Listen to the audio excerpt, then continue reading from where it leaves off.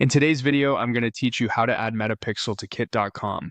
We'll do this by setting up a simple automation in Zapier that connects your Meta ecosystem with Kit so your tracking and content can work together smoothly. Before you start, make sure you're signed into Zapier, have access to the Facebook page you manage within Meta, and can sign into your Kit account. Keep any credentials handy and only authenticate through official login windows.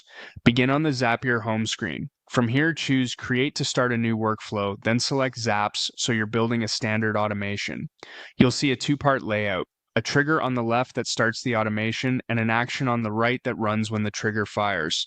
We'll set Facebook as the trigger and Kit as the action. Open the trigger panel first. In the app search box, type Facebook and choose Facebook Pages.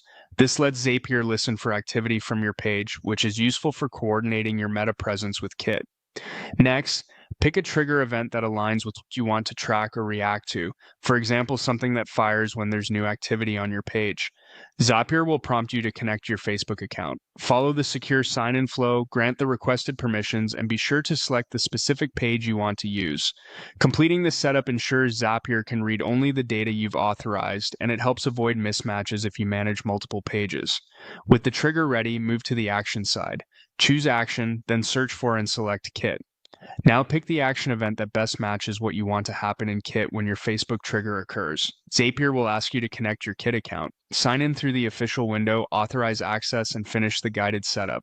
You'll see fields to configure how information should flow from Facebook pages into Kit, map the options that make sense for your workflow, and confirm any required fields are filled. As you complete each panel, keep an eye on the app selections and event choices so they match your goals. If you don't see the right page or account, refresh the connection and reselect it. Give your workflow a clear name so you can find it later, and keep consistent naming for accounts and pages to avoid confusion down the line. That's it.